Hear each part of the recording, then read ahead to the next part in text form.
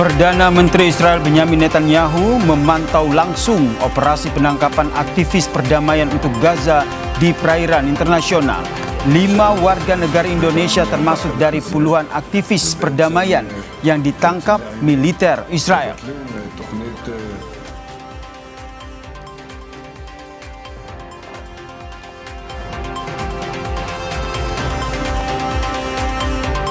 Kepala Komando Militer Gabungan Iran mengatakan angkatan bersenjata Iran lebih siap dan lebih kuat daripada sebelumnya.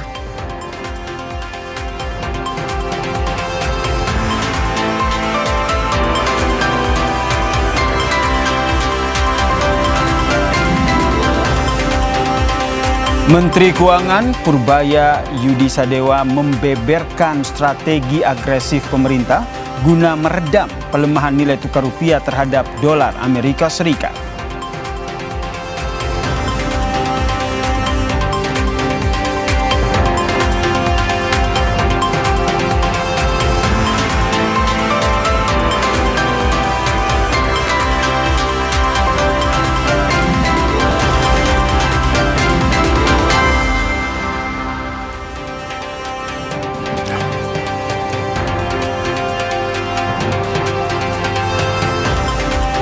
Halo, selamat sore saudara. Anda menyaksikan program berita Kompas Petang hanya di Kompas TV, independen, terpercaya. Sore hari ini bersama saya Cynthia Rompas. Dan saya Yasir Neneama. Inilah Kompas Petang selengkapnya untuk Anda saudara. Informasi pertama kami awali dari peristiwa kebakaran yang melanda bangunan gudang plastik di kawasan Jalan Peternakan Raya, Cengkareng, Jakarta Barat.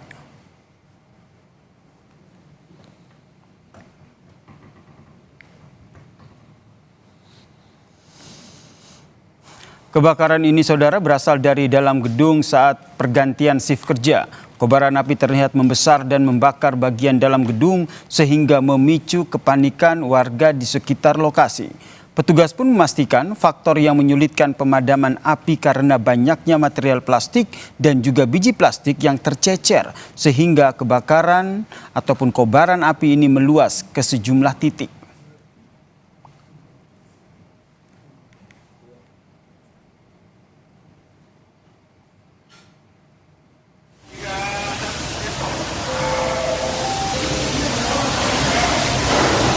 Petugas pemadam kebakaran Sudin Gulkarmat, Jakarta Barat, Selasa siang masih berupaya melokalisir api di pabrik sekaligus gudang plastik yang berada di Jalan Peternakan Kapuk Polra, Cengkareng, Jakarta Barat ini saudara. Ledakan juga masih terdengar dari material yang terbakar di dalam gudang. Api yang membakar pabrik sekaligus gudang plastik perkakas rumah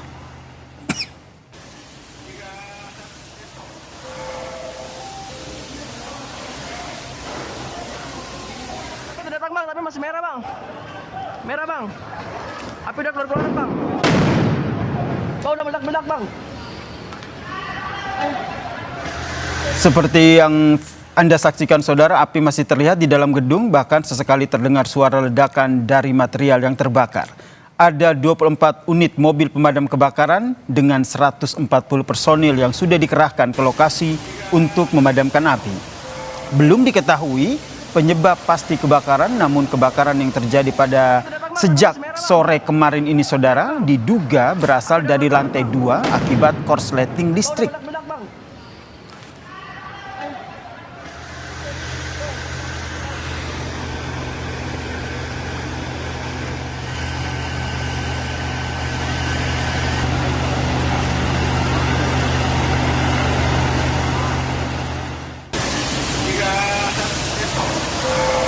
Petugas pemadam kebakaran sedang berjibaku untuk memadamkan api serta pendinginan dari gudang-gudang sebelah agar jangan sampai tersulut dengan gudang yang terbakar. Kita ke informasi lain saudara. Bank Indonesia wilayah Solo bersama Polresta Surakarta memusnahkan belasan ribu lembar uang palsu. Ada 12.270 lembar berbagai pecahan uang palsu dimusnahkan dengan cara dibakar.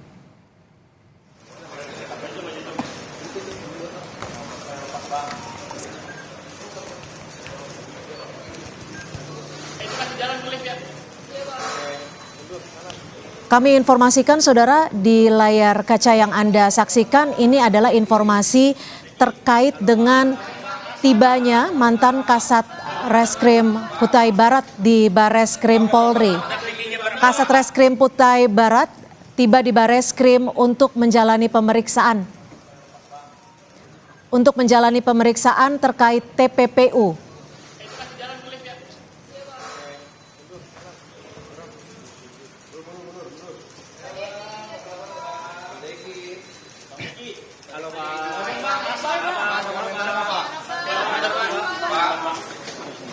Pak udah berapa lama mendampinginya berapa Pak?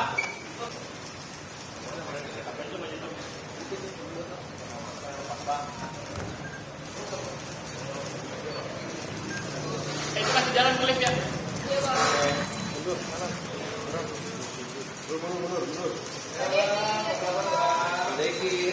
Bang Deki. Halo Pak.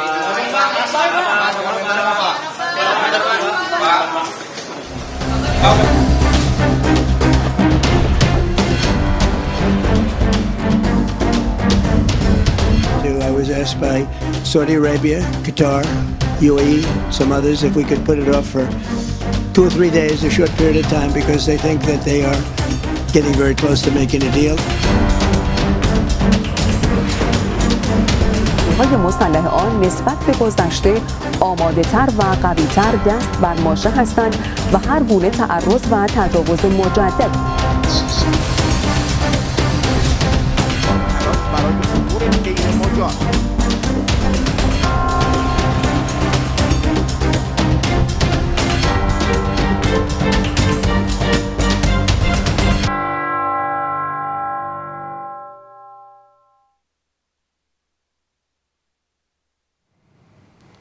Saudara Kepala Komando Militer Gabungan Iran mengatakan angkatan bersenjata Iran lebih siap dan lebih kuat daripada sebelumnya. Pernyataan ini sebagai tanggapan atas keputusan Presiden Amerika Serikat Donald Trump yang membatalkan serangan terhadap Iran.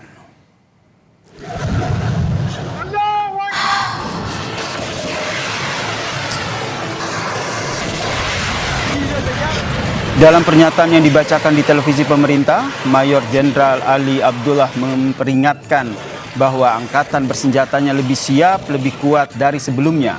Mereka memegang kendali dan mereka akan merespons dengan cepat, tegas, kuat dan juga luas terhadap setiap agresi dan serangan baru oleh musuh-musuh negeri.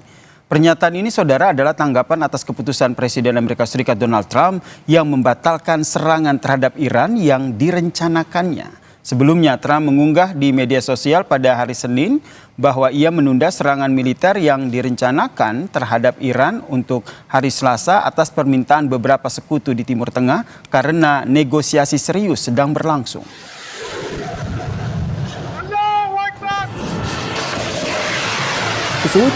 آنها باید بدانند ایران اسلامی و نیروهای مسلح آن نسبت به گذشته آماده‌تر و قوی‌تر دست بر ماشه هستند و هر گونه تعرض و تجاوز مجددی از سوی دشمنان سرزمین و ملت سربلند را سریع، قاطع، پرقدرت و گسترده پاسخ خواهند داد. دشمنان آمریکایی ما انشالله کارم تموم شد. اگر اجازه بدید Stasiun televisi pemerintah Iran menyiarkan tutorial langsung mengenai cara menggunakan senjata serbu AK-47 di tengah meningkatnya ketegangan militer melawan Amerika Serikat dan Israel. Video siaran berita Tasnim News memperlihatkan seorang komandan bermasker dari Korps Garda Revolusi Iran hadir di studio untuk mendemonstrasikan cara mengisi amunisi dan mengoperasikan senapan serbu AK-47 secara detail. Aksi ekstrim yang disiarkan di beberapa program televisi tersebut, saudara, merupakan bagian dari kampanye mobilisasi massal untuk mempersiapkan warga sipil menghadapi potensi perang darat.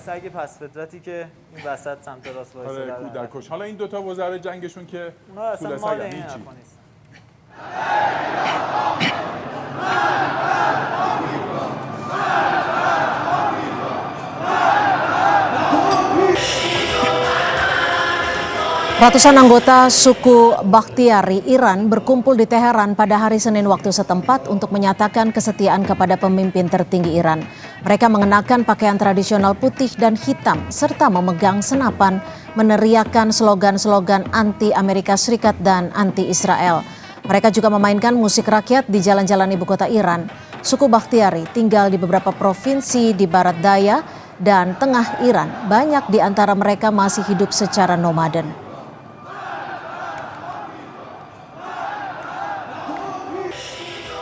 ما نمیذاریم احدی از دشمنامون پاشون به خاکمون برسه. قبل از اینکه برسن اونجا نابودشون میکنیم. مذاکره با دشمن متجاوز و خونخوار و کودک کش ما نداریم. فقط میجنگیم تا متجاوز را از خاورمیانه حتی از کره زمین محو کنیم.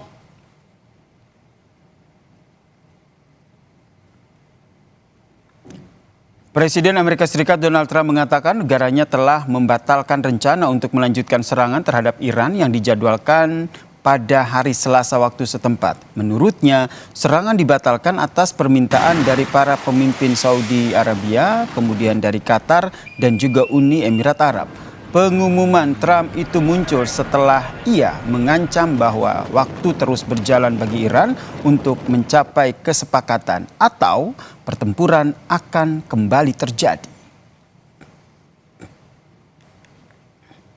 I was asked by Saudi Arabia, Qatar, UAE, and some others if we could put it off for 2 or 3 days, a short period of time, because they think that they are getting very close to making a deal. And if we can do that where there's no nuclear weapon going into the hands of Iran, I think, and if they're satisfied, we will be probably satisfied also.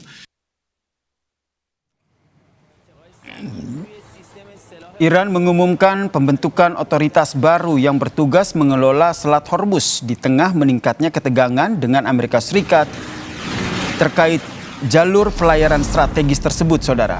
Dewan Keamanan Nasional tertinggi Iran memperkenalkan lembaga baru bernama Persian Gulf Strait Affairs Authority atau Otoritas Urusan Selat Teluk Persia.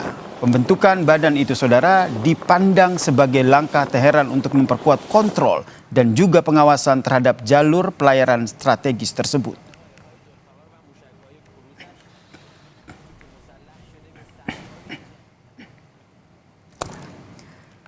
Iran dengan Oman sedang merancang mekanisme baru yang mengatur transit melalui Selat Hormuz. Juru bicara Kementerian Luar Negeri Iran, Ismail Baghaei, mengatakan kedua negara terus melakukan pembahasan intensif demi memastikan jalur pelayaran di Selat Hormuz tetap aman dan lancar. Menurut Baghaei, langkah itu sesuai dengan hukum internasional dan aturan dalam negeri Iran untuk melindungi kedaulatan serta keamanan nasional negara tersebut. ما در عین اینکه همه تحرکات رو رصد می‌کنیم، حتما برای هر رویدادی، برای هر احتمالی آماده هستیم. در میز مذاکره فارغ از این تهدیدها متمرکز بر منافع ملت ایران کار خودمون رو پیش میبریم. تهدیدها هم خیالتون راحت باشه. Usai jeda, saudara, Kompas Petang akan kembali dengan informasi gerakan protes besar-besaran berujung bentrok terjadi di Bolivia karena dipicu krisis ekonomi terburuk.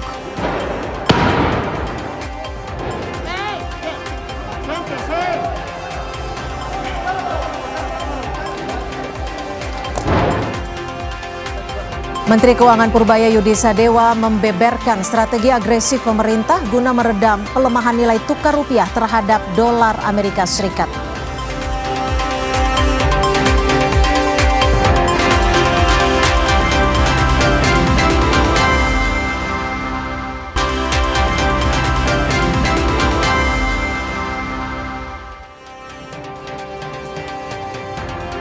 Saudara, para pengikut mantan Presiden Bolivia Evo Morales bergabung dengan gerakan protes besar-besaran karena dipicu krisis ekonomi terburuk.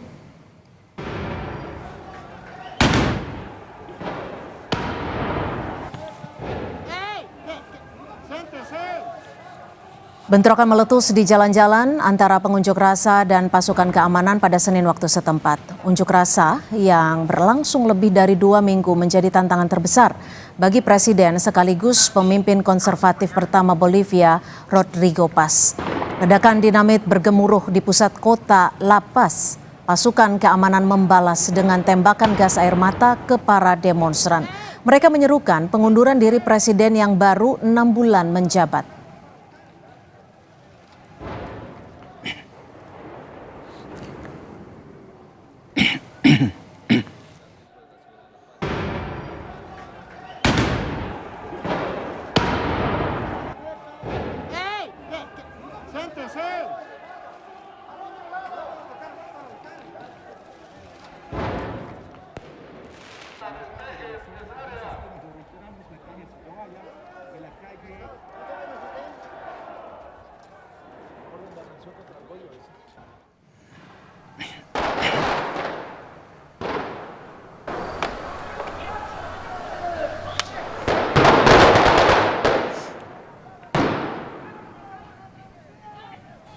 Menyikapi demonstrasi yang meluas, Jaksa Agung Bolivia mengumumkan surat perintah penangkapan terhadap pemimpin Serikat Pekerja Pusat Bolivia Mario Argolo.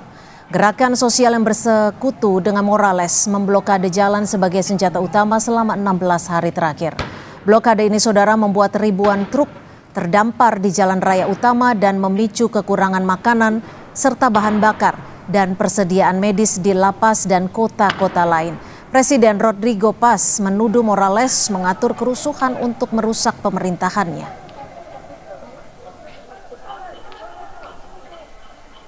Que ya se ha emitido a requerimiento de informes policiales y de inteligencia y a requerimiento de la denuncia que ha realizado el Ministerio de Gobierno, una resolución de aprehensión fundamentada en contra del señor Argollo y otro para que se pueda ejecutar en horas correspondientes y siendo tuición netamente de la policía boliviana.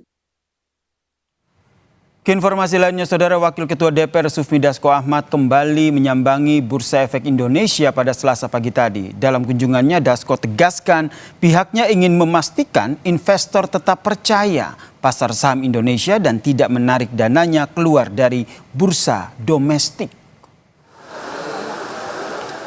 Didampingi oleh Ketua Dewan Komisioner OJK, CEO BPI Danantara, dan juga Kepala BP BUMN, Dasko menyatakan bahwa pemerintah bersama dengan otoritas pasar modal tengah berupaya memperkuat keyakinan investor global maupun domestik agar tetap menanamkan modal di Indonesia. Selain investor asing, Dasko juga menyoroti perkembangan investor retail yang terus bertambah dalam beberapa tahun terakhir. Ia menyebut peningkatan jumlah investor lokal harus dibarengi dengan regulasi yang memberikan rasa aman dan juga nyaman.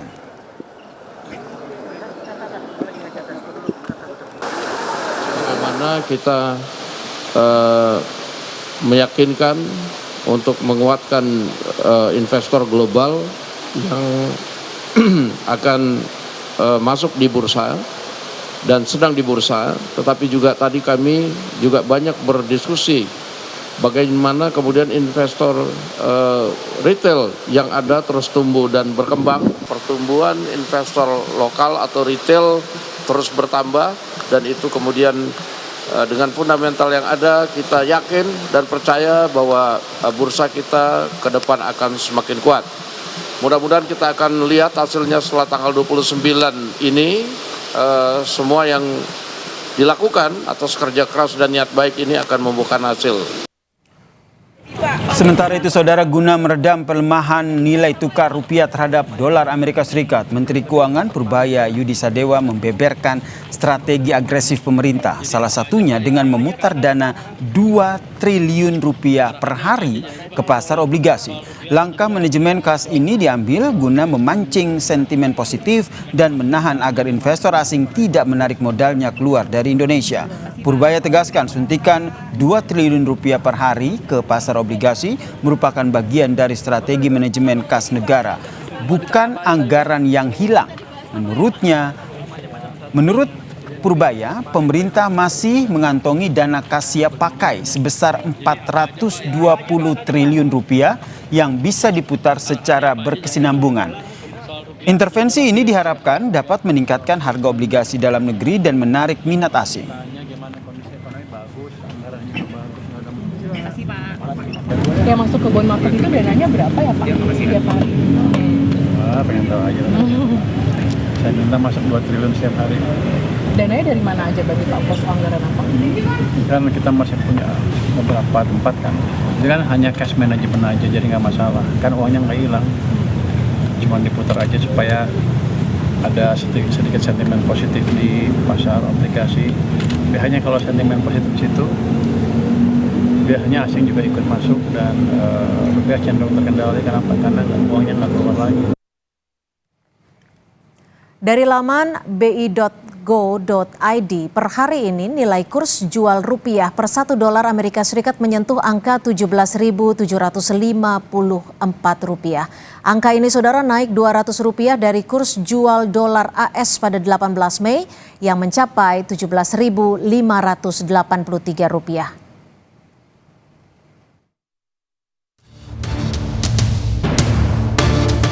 Mau dolar berapa ribu kek kan? Kalian di desa-desa nggak pakai dolar, yang pusing yang itu, yang suka ke luar negeri. Ayo, siapa ini?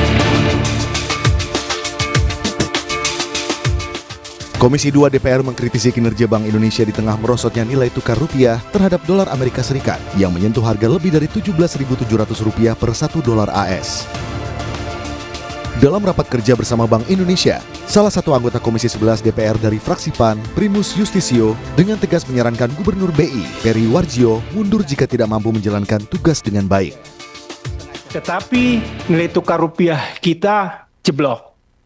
Bahkan sekarang ada di level rekor terendahnya terhadap dolar. Indeks kita juga habis, Pak. Merosot turun. Apa yang terjadi saat ini, menurut saya pribadi, Bank Indonesia saat ini sudah menghilangkan trust. Atau mungkin saatnya sekarang Bapak mengundurkan diri. Tidak ada salah. Gubernur Bank Indonesia, Peri Warjio, menjawab sejumlah kritik disampaikan terkait melemahnya nilai tukar rupiah terhadap dolar AS. Peri bilang rupiah memang cenderung melemah pada periode April hingga Juni, namun BI meyakini rupiah akan kembali menguat pada Juli-September. Fundamentalnya berapa? Average of the year 16.500. Kisaran bawahnya 16.2, kisaran atasnya 16.8. 16.8. Apakah BI yakin akan masuk? Karena sekarang 16.9. Nah ya rata ya year to date ya. 16.900 year to date, dan pengalaman kami kalau April, Mei, Juni memang lebih tinggi. Nanti kalau Juli, Agustus akan menguat, sehingga the whole year kami masih meyakini nilai tukar akan di dalam kisaran 16.2, 16.8. Ekonom Peri Latuhihin menilai nilai tukar rupiah terhadap dolar Amerika Serikat sangat tergantung pada mekanisme pasar. Peri bilang melemahnya rupiah terhadap dolar bisa menjadi gambaran terhadap kondisi ekonomi. Mau naikin suku bunga, jebol nanti indeks harga saham gabungan. Nggak ada instrumen satupun untuk memitigasi dolar. Market kan tidak bodoh, mereka buang saham, mereka sekarang beli dolar. Itu buktinya bahwa ekspektasi ke depan tidak, ekonomi kita tidak baik-baik saja seperti yang dikatakan oleh Purbaya. Ini untuk sementara katanya tekanan ini. Dari kemarin dibilang sementara, jadi kapan habisnya sementara ini? Kan terus-terusan orang beli dolar. Rupiah terus bertengger di level 17.000 sejak awal April 2026 dan belum menunjukkan penguatan. Angkanya makin menjauh dari target asumsi makro anggaran pendapatan dan belanja negara 2026 yang dipatok di level Rp16.500 per dolar AS. Tim Liputan, Kompas TV.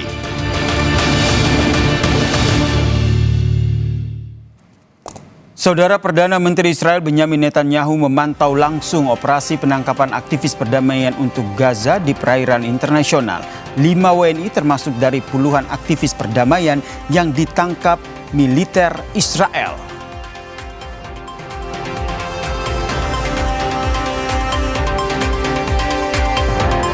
Pemerintah Indonesia berupaya menempuh upaya hukum dan diplomatik dari negara ketiga dan Badan Hukum Internasional untuk menyelamatkan WNI yang ditangkap Israel.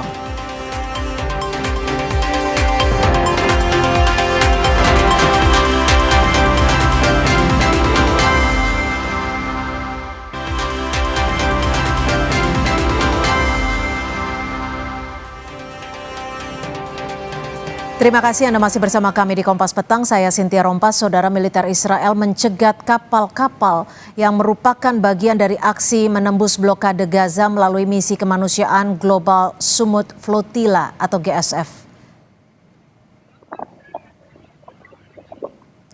Siaran langsung organisasi pada hari Senin menunjukkan para aktivis di atas kapal mengangkat tangan saat sebuah kapal yang membawa pasukan Israel mendekat. Pasukan Israel yang mengenakan perlengkapan taktis naik ke kapal dan siaran tiba-tiba berakhir. Banyak kapal saat ini berada di lepas pantai Siprus. Lebih dari 50 kapal berangkat dari pelabuhan di Marmaris, Turki pekan lalu dalam misi kemanusiaan Global Summit yang bertujuan ke pantai Gaza. Perdana Menteri Benjamin Netanyahu menyaksikan operasi dari militer ataupun markas militer di Tel Aviv dan memuji para tentaranya.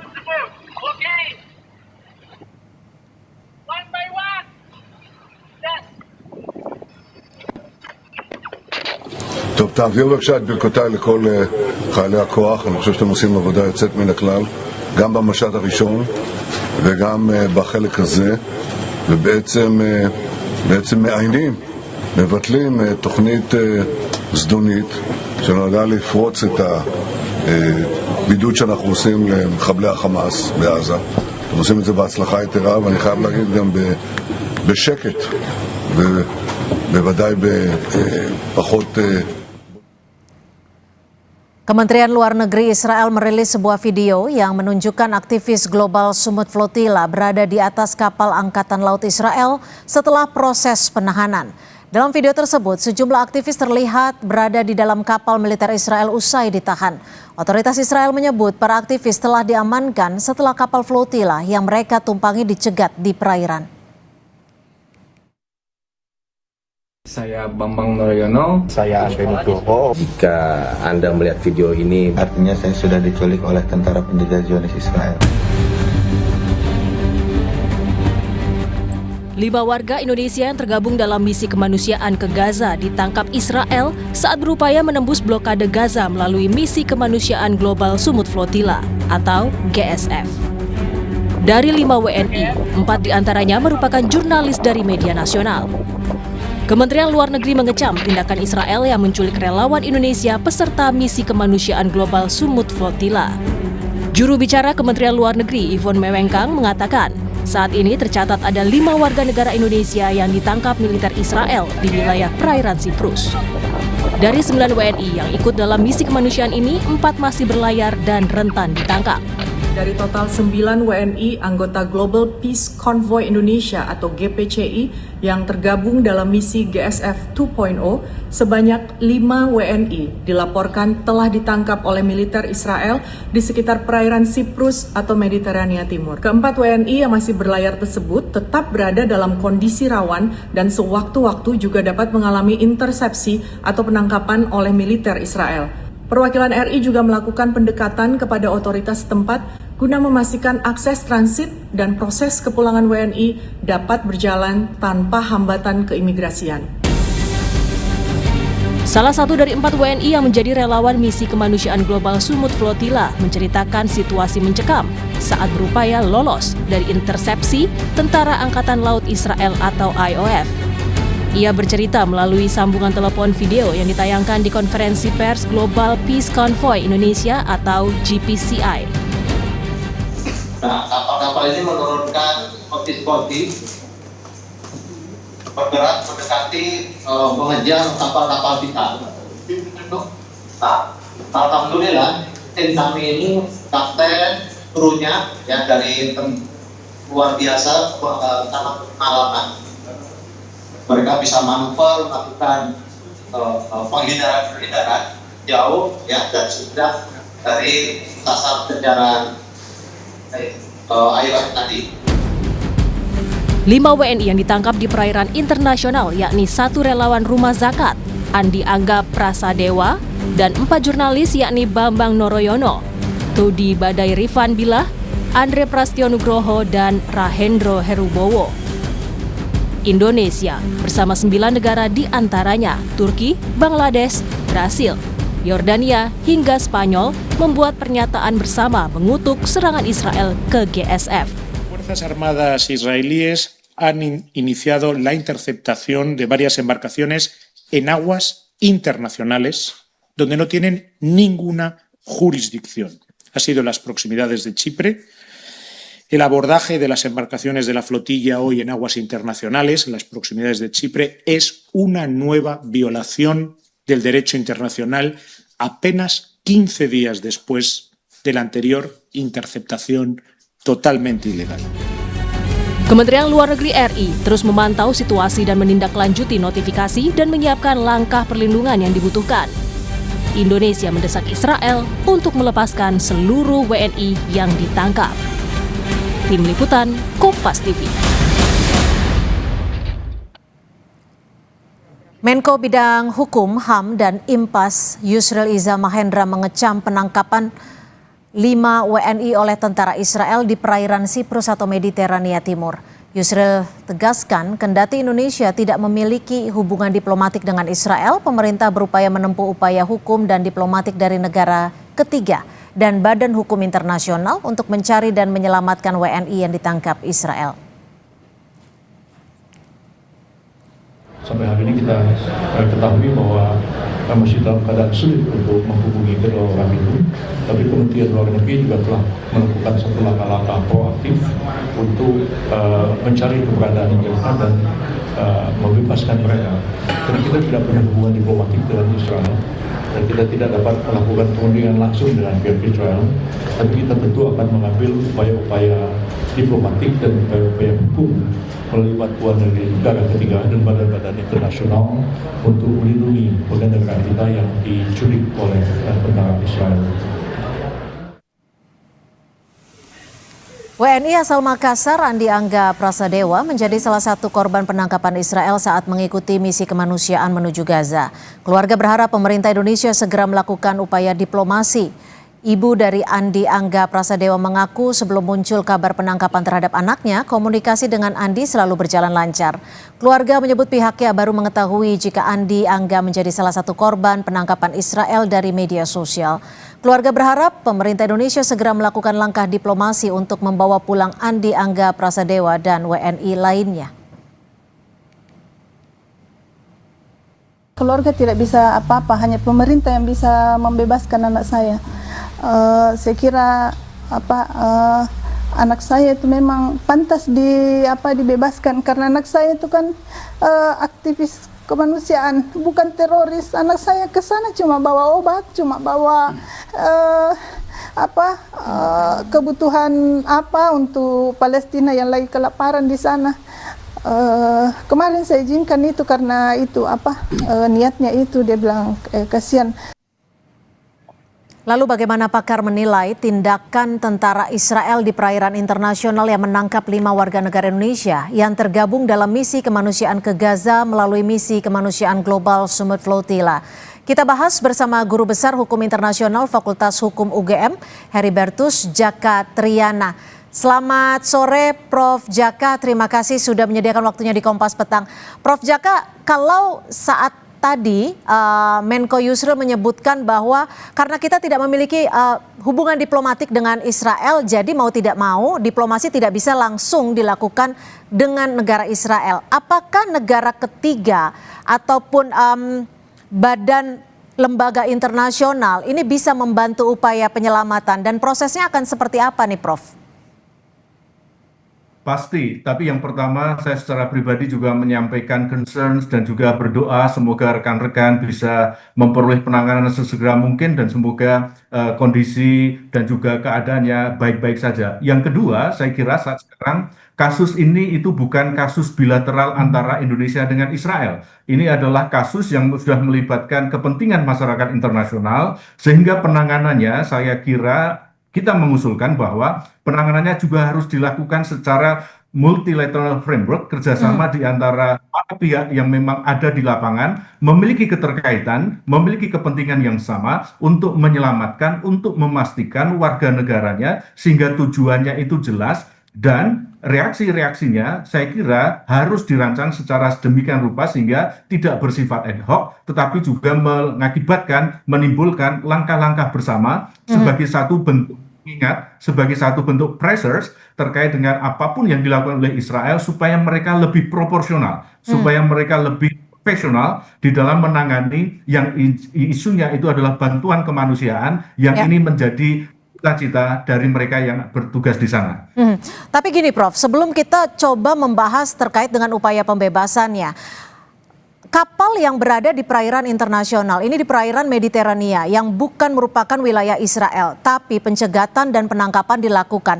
Apakah secara hukum humaniter internasional Israel sudah melakukan kesalahan? Satu yang harus kita lihat dan kita juga bisa menilai bahwa blokade yang dilakukan oleh Israel itu memang secara terus-menerus faktual itu dinyatakan melalui deklarasi pernyataannya. Lalu yang kedua, itu juga dilakukan secara non-diskriminatif terhadap semua saja. Sehingga semua masyarakat yang menggunakan tahu. Tapi permasalahan yang terjadi saat sekarang, kita bisa melihat sejak tahun 2008, 2010, dan sampai saat sekarang, yang menjadi kendak dari Israel itu tidak pasti dan juga tidak proporsional ketika melakukan upaya-upaya penegakan hukum terhadap mereka yang datang membawa bantuan kemanusiaan. Misi dari bantuan kemanusiaan ini adalah sesuai dengan ketentuan hukum humaniter internasional bahwa mereka memberikan bantuan kemanusiaan sesuai dengan Konvensi Jenewa dan pencegatan ini tidak boleh menambah penderitaan dari mereka yang membutuhkan bantuan kemanusiaan berupa makanan, obat-obatan, dan sarana-sarana yang lain karena ada dampak perang. Sehingga sekali lagi, satu, tindakan dari Israel itu tidak memiliki satu kontinuitas dan juga tidak proporsional dalam penggunaan kekerasan bersenjatanya ketika kapal yang digunakan kapal militer, walaupun mereka menyatakan itu, tetapi yang dihadapi itu adalah kumpulan ataupun dari status jurisdiksi dari negara-negara yang kibaran benderanya itu dari pihak negara ketiga yang tidak sedang berkonflik. Artinya Israel punya kewajiban untuk memberikan perlindungan secara hukum juga terkait dengan hal-hal mereka yang bertugas di sana. Oke, Prof, kalau kita tadi sama-sama menyaksikan tayangan jika Perdana Menteri Israel Benjamin Netanyahu ikut menyaksikan dan juga memberikan perintah seperti itu di ruang controller terkait dengan operasi ini. Apakah ini bisa dikatakan sudah menjadi pelanggaran internasional? Karena kita tahu Israel melakukan blokade di laut ini awalnya adalah berargumen karena jalur laut dikhawatirkan bisa melakukan penyelundupan senjata. Tapi yang dilakukan oleh WNI kita di sana adalah misi kemanusiaan. Ini yang menjadi conflict of norms yang menjadi perbedaan sudut pandang dari Israel dan blokade di laut ini sudah menjadi kebijakan Israel untuk sebagai means and method warfare. Tetapi kita juga bisa melihat bahwa yang dibawa oleh misi dari floating flotilla dan rekan-rekan misi kemanusiaan, Israel gagal untuk memastikan bahwa yang dibawa itu ada terbukti kecurigaannya. Secara beruntun Israel tidak bisa menunjukkan bahwa kapal-kapal yang ditangkap ditahan ini membawa amunisi ataupun peralatan-peralatan perang yang dikhawatirkan diselundupkan untuk Hamas, sehingga kekhawatiran itu tidak terbukti. Sekarang diplomasi yang bisa digunakan oleh masyarakat internasional melalui kedekatan-kedekatan adalah melakukan negosiasi dengan memastikan bahwa yang dibawa, yang dikhawatirkan oleh Israel itu tidak terbukti. Sehingga ini menjadi sebuah sarana untuk bisa bernegosiasi, membuka akses, dan menjamin keamanan dari rekan-rekan yang ditahan oleh Israel. Oke, jika memang sudah tidak terbukti, tidak ada senjata yang diselundupkan, upaya apa setidaknya yang bisa dilakukan pemerintah Indonesia? Kalau tadi Pak Menko sudah menyebutkan akan berunding melalui negara ketiga, akan juga meminta bantuan dari lembaga internasional untuk melakukan negosiasi ataupun diplomasi. Apakah upaya-upaya ini bisa dikatakan memiliki peluang positif untuk membebaskan WNI kita sesegera mungkin? Jurisprudensi tahun 2010 ada kesuksesan yang saya kira patut dicoba dan harus diterapkan dalam perlindungan WNI saat sekarang. Yang terjadi pada waktu itu Indonesia membebaskan sandera juga melalui bantuan pihak ketiga yang memiliki akses yang dipercaya oleh Israel, yang ini adalah rekan ataupun counterpart Indonesia di sana, seperti misalnya adalah Mesir, Oman, dan lain sebagainya. Saya kira kedekatan lalu juga pembangunan kepercayaan terkait dengan bilateral relationship antara Indonesia dengan negara-negara sahabat yang berdekatan dengan Israel, misalnya Siprus saat sekarang, itu penting dilakukan. Saya kira apa yang disampaikan Pak Yusril sudah tepat dan mewakili langkah-langkah yang harus dilakukan. Lalu yang ketiga, saya kira yang tidak boleh segera tidak dilakukan adalah koordinasi secara multilateral sehingga terjadi international framework of actions yang ini bisa dilakukan secara bersama-sama di antara multiple party yang terkena dari dampak penanganan dari Israel. Saya kira exit strategis yang ini menjadi point of departure perlu disiapkan, lalu evakuasi juga harus direncanakan, yang saya kira ini melibatkan banyak pihak yang intinya ini akan memakan waktu yang lama, tetapi kesiapsiagaan ini menjadi satu taruhan untuk pemerintah untuk bisa memberikan jaminan rasa aman kepada WNI negara di Israel. Prof, perairan Mediterania ini bisa kita ketahui bersama bahwa ini adalah perairan internasional. Apakah diksi penangkapan atau penculikan atau penyergapan ini mana yang lebih tepat? Karena kita tahu bahwa seharusnya perairan internasional ini tidak dikuasai oleh salah satu negara.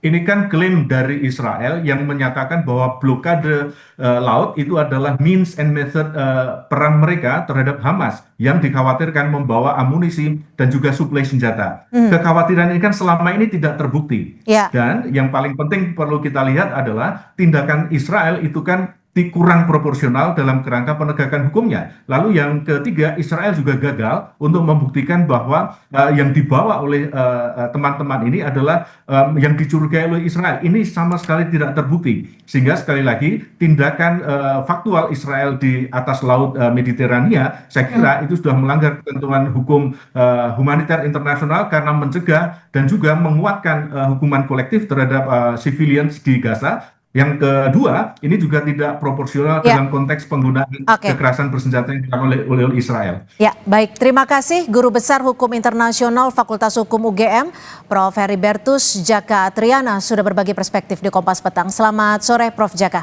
Terima kasih. Selamat sore.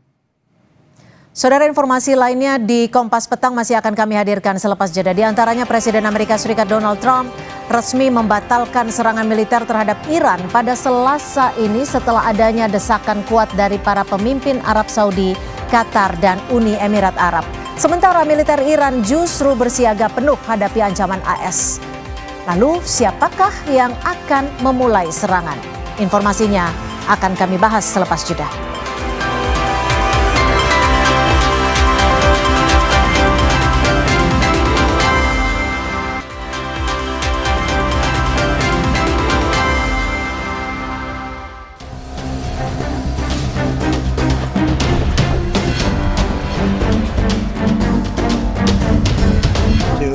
By Saudi Arabia, Qatar, UAE, some others, if we could put it off for 2 or 3 days, a short period of time, because they think that they are getting very close to making a deal. های مسلح آن نسبت به گذشته آماده‌تر و قوی‌تر دست بر ماشه هستند و هر گونه تعرض و تجاوز مجدد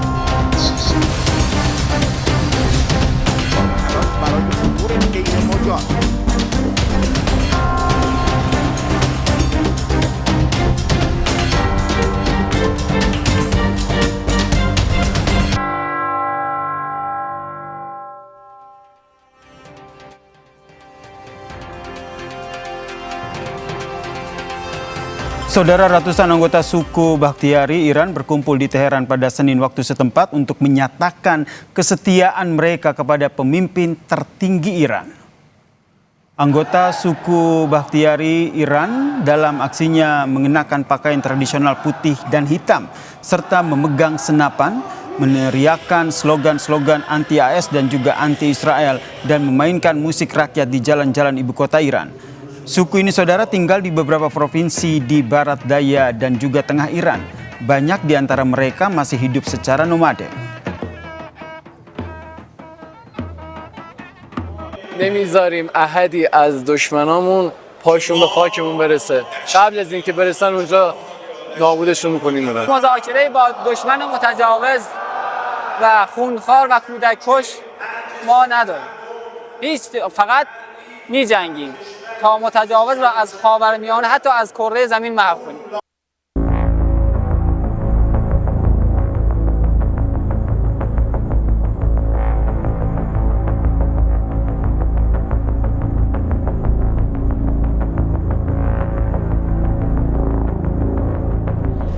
Langkah mundur yang dramatis. Presiden Amerika Serikat Donald Trump resmi membatalkan serangan militer terhadap Iran yang seharusnya mengeksploitasi langit Teheran pada Selasa ini. Trump mengklaim pembatalan sepihak ini terjadi setelah adanya desakan kuat dari para pemimpin Arab Saudi, Qatar, dan Uni Emirat Arab.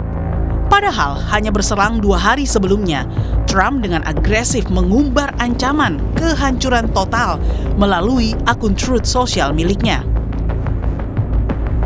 I was asked by Saudi Arabia, Qatar, UAE, and some others if we could put it off for 2 or 3 days, a short period of time, because they think that they are getting very close to making a deal. And if we can do that where there's no nuclear weapon going into the hands of Iran, I think, and if they're satisfied, we will be probably satisfied also.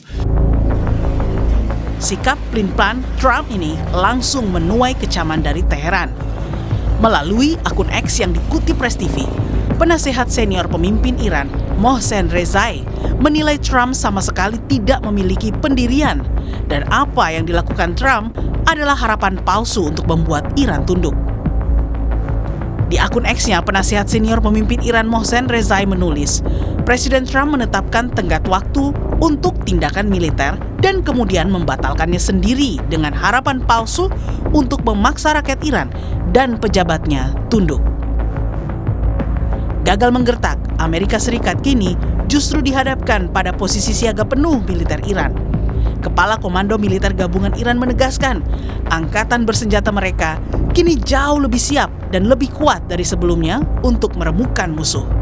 Ketegangan ini dipertegas juru bicara Kementerian Luar Negeri Iran, Esmail Baghaei.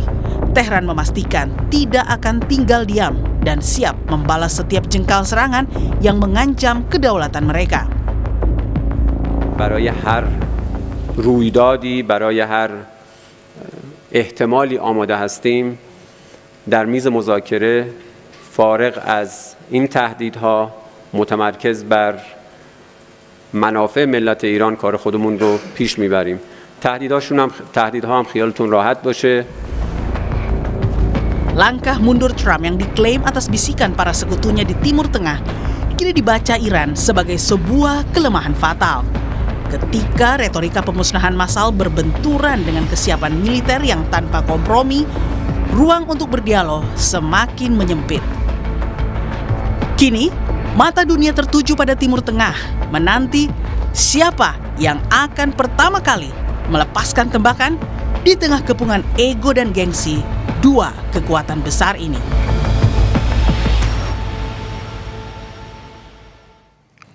Saudara, jika Trump beralasan menunda serangan ke Teheran karena permintaan sekutunya di Timur Tengah, lain halnya dengan Iran. Militer Iran tidak percaya ucapan Trump dan mereka mengaku siap hadapi ancaman dari Amerika Serikat. Lalu siapakah yang akan memulai serangan? Kita bahas bersama dengan peneliti senior Indo-Pacific Strategic Intelligence, Mbak Aisyah Kusumo Somantri, dan juga pakar PPAU, alumni US Air War College, Marsma Purnawirawan Anggu Sasongkojati yang telah hadir bersama kami di studio Kompas TV. Selamat petang, Mas Agung dan juga Mbak Aisyah. Selamat petang, Mas Yaser.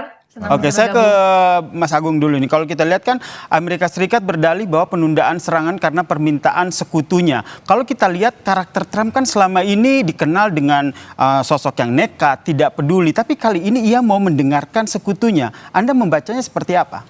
Itu adalah seorang yang transaksional. Sebagai seorang pialang dalam bisnis real estate dan pialang juga dalam bisnis perjudian, sangat transaksional. Jadi itu yang ingin dia tampilkan kepada orang, adalah orang yang nggak mau berpikir panjang segala macam. Tapi sesungguhnya dari buku biografinya kita tahu bahwa Trump itu punya prinsip dalam bernegosiasi adalah attack, serang, kemudian deny, sangkal, dan terakhir twist atau dipelintir. Nah, sekarang dia menyerang dengan mengancam.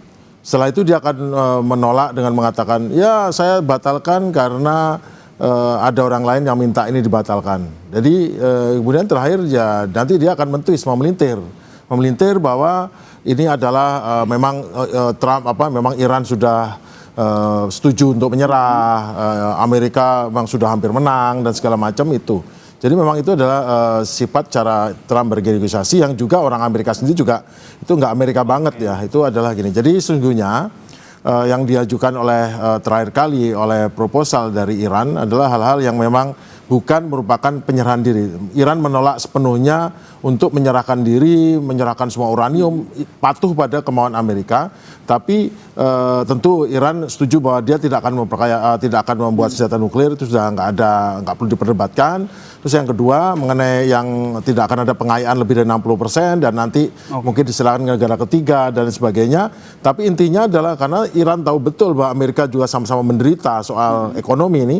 Sekarang harga saham anjlok, kemudian bursa efeknya juga ambruk Amerika, dan kemudian petani Amerika sudah mau minggu 2 atau 2 minggu lagi harus ada fase tanam, dan pupuk juga terlalu mahal sehingga praktis 50% petani Amerika akan gagal atau tidak akan menanam karena nggak punya cukup uang, atau kalaupun menanam nanti juga karena mahalnya pupuk nanti dia tidak bisa untuk mendapatkan uang kembali untuk membayar angsuran. Jadi menurut Anda transaksional ini Trump lebih mempertimbangkan dampak dari beban ketika dia melakukan perang terbuka? Trump lebih diuntungkan dengan pembatalan ini. Dia selalu cari alasan untuk membatalkan serangannya karena serangan ini akan membuat negerinya juga akan menderita masalah ekonomi. Dan juga akan membuat kenapa? Karena harga minyak pasti akan lebih naik lagi dan dia akan lebih menderita. Jadi justru dengan adanya permintaan dari Pakistan, permintaan dari negara Teluk, justru malah diuntungkan karena akan malah menurunkan harga minyak 120 turun jadi $10 kan sekarang gara-gara dia ngomong gitu.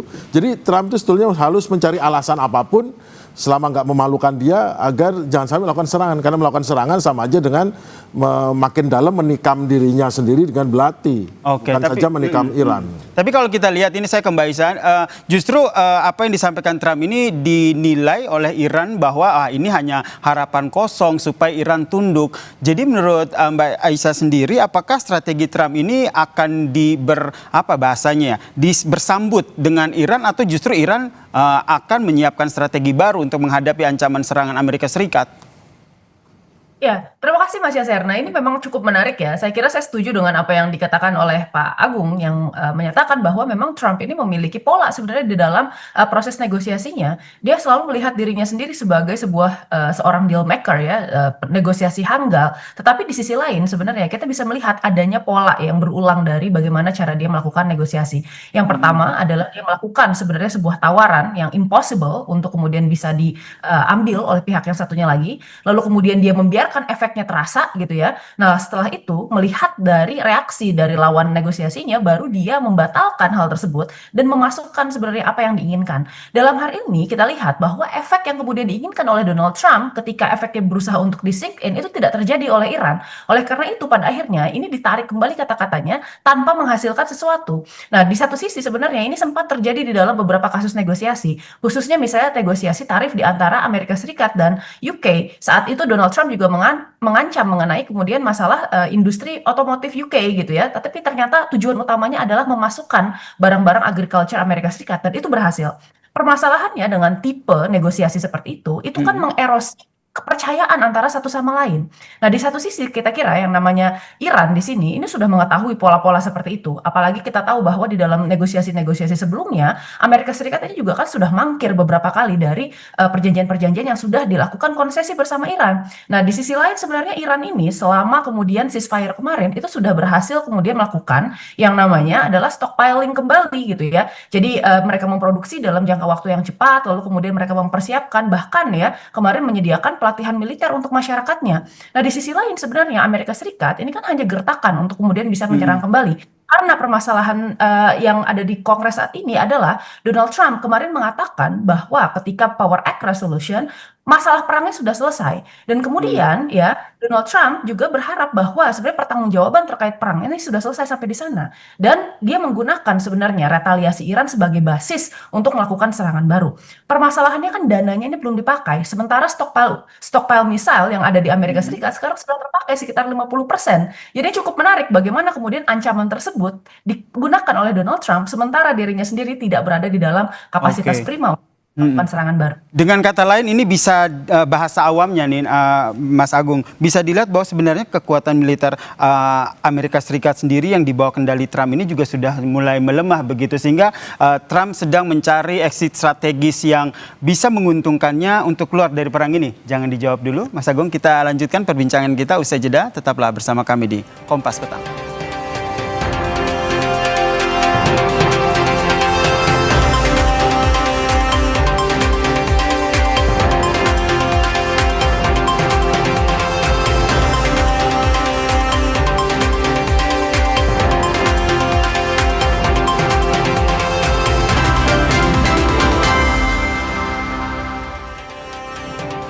Seperti yang tadi disampaikan oleh Pak Agung bahwa sebenarnya karakter dari Donald Trump ini lebih kepada transaksional, mempertimbangkan betul serangan yang akan dilakukan. Apakah ini juga bisa kita simpulkan sementara bahwa sebenarnya militer Amerika Serikat ini beban anggarannya sudah melemah sehingga saat ini yang dipikirkan Donald Trump adalah bagaimana exit strategis dari perang ini?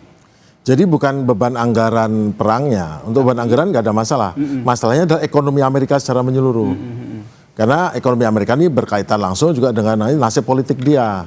Karena sekarang kan harga apa-apa naik. Dan sebagian besar barang-barang yang dibutuhkan Amerika juga menjadi naik gara-gara harga minyak naik. Jadi transportasi harga minyak Amerika naik otomatis karena harga semua sama di dunia. Tapi yang paling repot adalah pupuk, kemudian bahan-bahan lain, plastik segala macam yang dibutuhkan di Amerika itu juga tidak masuk.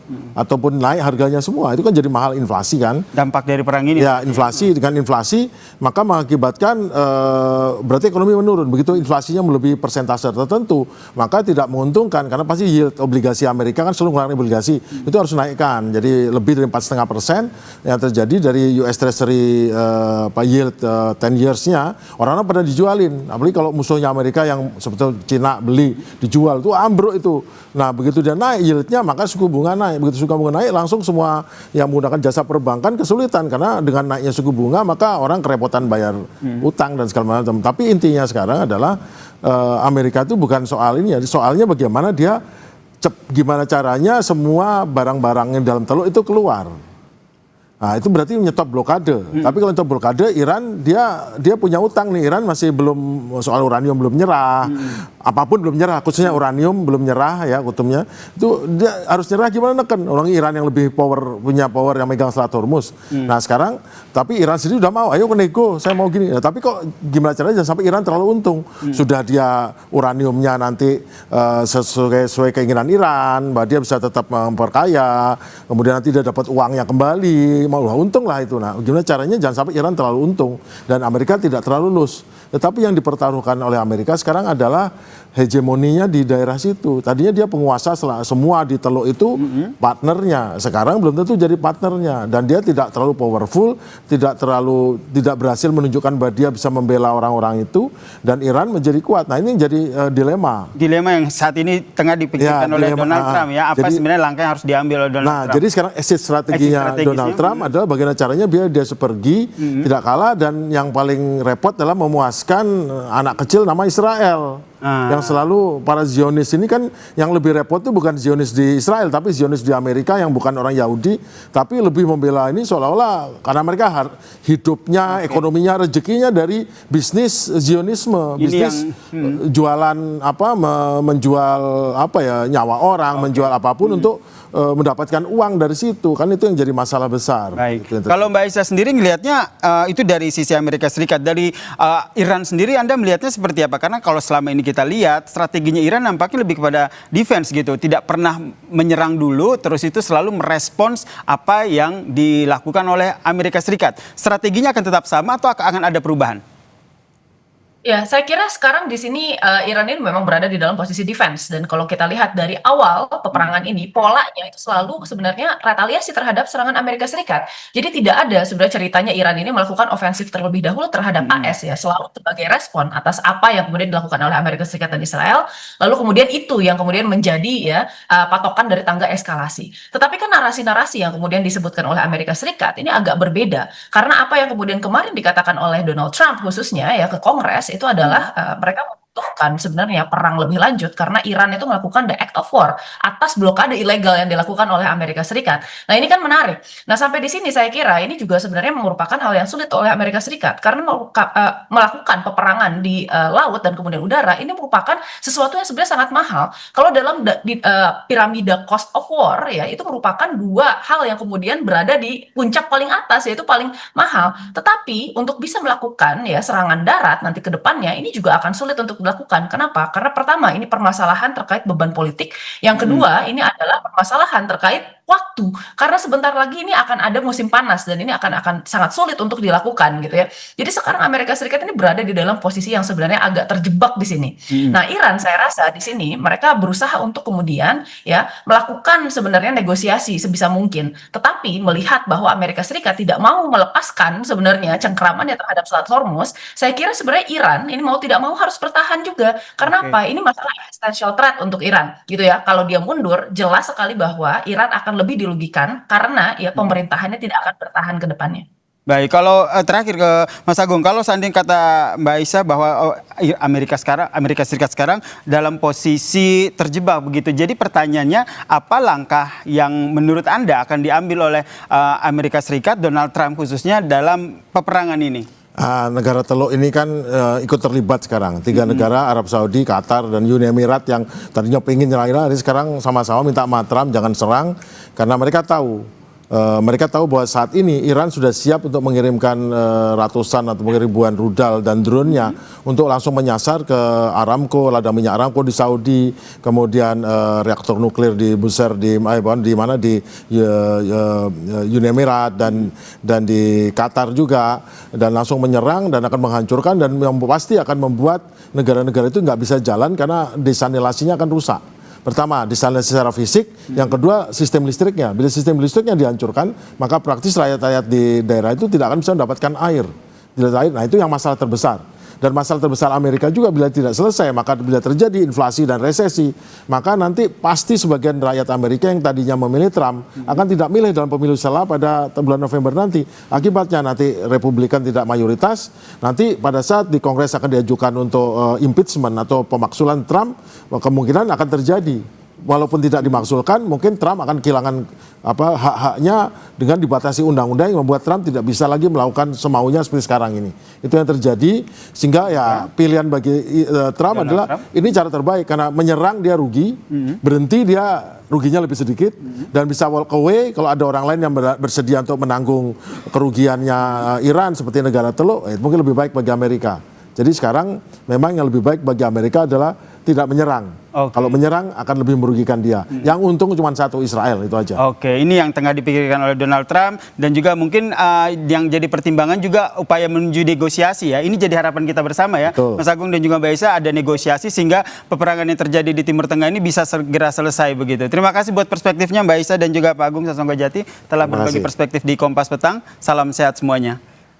Terima kasih Mas Yasir, selamat sore. Terima kasih. Mari. Dan saudara, usai jeda Kompas Petang masih punya informasi lain terkait dengan mantan Kasat Narkoba Polres Kutai Barat Kalimantan Timur, AKP Deki Jonathan yang ditangkap terkait dengan dugaan keterlibatannya sebagai backing jaringan narkoba Bandar Ishak di Kutai Barat.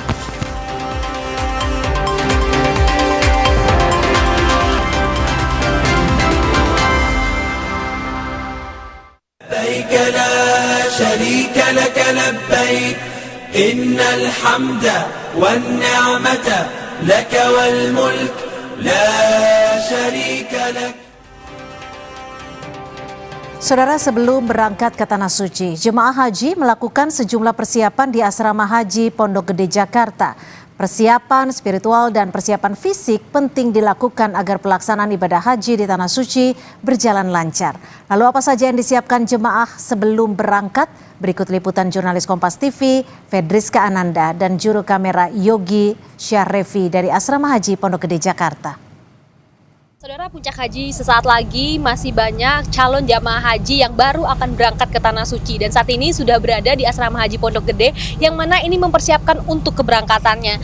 Di Asrama Haji Pondok Gede ini, calon jamaah haji juga dibekali untuk kemudian bagaimana melakukan ibadah haji, rangkaian ibadah haji, dan juga tentu melakukan pengecekan kesehatan untuk memastikan tubuh mereka ini fit ketika tiba di Tanah Suci. Dan saat ini saya berada di booth Kompas TV yang mana juga menyediakan fasilitas pijet bagi calon jamaah haji yang mungkin ingin relaksasi terlebih dahulu. Tapi saya pengen ngobrol sama Pak, siapa namanya Pak? Bapak Andi, Kak. Oke, Pak Andi, Kak, ini kan ibadah haji dilaksanakan pada tahun ini, kemudian apa nih persiapan dari Bapak untuk menjaga kondisi badan tetap fit dalam menjalankan ibadah haji? Yang pasti untuk menjaga kondisi badan saya agar tetap fit, biar tidak drop, saya harus menjaga dengan olahraga teratur, kemudian makan bergizi yang cukup. Ibadah haji ini kan juga sebetulnya ibadah fisik ya Pak. Banyak jalan kaki, cuaca juga tidak menentu di Tanah Suci. Mungkin ada persiapan khusus nggak Pak untuk menghadapi hal tersebut? Yang pasti kita harus ada tambahan asupan nutrisi tambahan, mungkin vitamin dan yang lain-lain. Karena juga aktivitas yang kita lakukan pada saat ibadah haji ini cukup padat, dipengaruhi juga dari cuaca yang ekstrim. Mungkin suhu di sana juga saat ini mungkin seperti diinformasi di televisi maupun media yang lain, mungkin di kisaran 40 sampai 42 derajat. Untuk itu kita tetap harus menjaga kondisi kita harus tetap betul-betul fit. Terkait dengan multivitamin tadi Pak, saya boleh ngintip gak isi tas Bapak ini mempersiapkan apa aja nih Pak yang akan dibawa ke Tanah Suci? Boleh. Ini saya bawa susu steril 7 kurma Kakak. Sangat membantu mungkin dari mulai saya sebenarnya ini jauh-jauh hari sudah disiapkan. Jadi susu steril 7 kurma ini sangat bagus buat menjaga kondisi badan kita biar tetap fit, tetap bugar, karena kandungan di susu steril 7 kurma ini mungkin ada zinc, kemudian mineral maupun multivitamin. Jadi sangat bagus buat jemaah haji. Betul sekali Kak. Jadi bisa dicoba dari mungkin rekan-rekan yang lain ataupun saudara-saudara yang lain. Ini sangat recommended. Oke, nah itulah tadi disampaikan bahwa sebetulnya banyak juga ya calon jamaah haji ini membekali diri mereka dengan asupan-asupan pribadi seperti obat-obatan pribadi, kemudian juga asupan tambahan agar tubuh ini fit dan juga tidak gampang sakit ketika menjalani ibadah di Tanah Suci. Fedriska Ananda, Yogi Syahrevi, Kompas TV, Jakarta.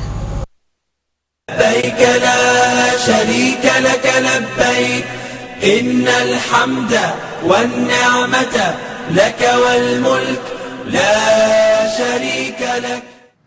Saudara, Kompas Petang masih akan kembali dengan sejumlah informasi lainnya, diantaranya mantan Kasat Narkoba Polres Kutai Barat, Kalimantan Timur AKP Deki Jonathan ditangkap terkait dugaan keterlibatannya sebagai backing jaringan narkoba Bandar Ishak di Kutai Barat.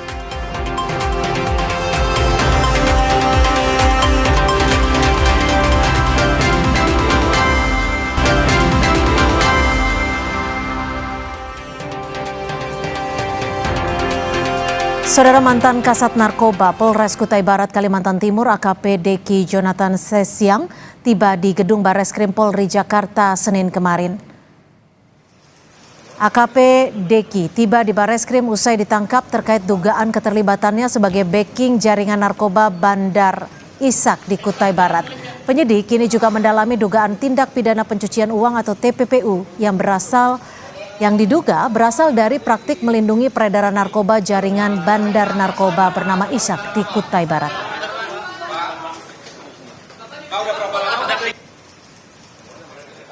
Subdit 4 Ditipit Narkoba Barreskrim Polri dan Satgas NIC. Ya, pada kesempatan sore hari ini kami menjemput AKP Deki ya, dari Polda Kaltim untuk dibawa ke Barreskrim Polri akan menindaklanjuti terkait tindak pidana pencucian uang. Bank Indonesia Wilayah Solo bersama dengan Polresta Surakarta, Jawa Tengah memusnahkan belasan ribu lembar uang palsu. Ada 12.270 lembar berbagai pecahan uang palsu dimusnahkan dengan cara dibakar.